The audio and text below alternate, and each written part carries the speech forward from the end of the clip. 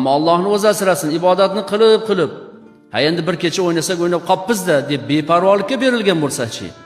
Farishtalar hisob-kitob qilib Robbisiga hisobot berayotgan paytida bandan kayfu safoda. Bugun seni unutdi. Namozlari qazo bo'ldi. Xuftonni ham o'qimadi. Bomdodga ham uxlab qoldi. Chunki mana bu mashg'ul bo'lgan narsalar uni g'aflatda qoldirdi deb xabar bersa, 20-yil buni beibodat deb yozib qo'ying desa nima bo'ladi?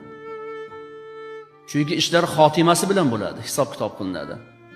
Shuning uchun payg'ambarimiz sollallohu alayhi vasallam asr paytiga borganda zikrni ko'paytirar ekanlar, duoni ko'paytirar ekanlar.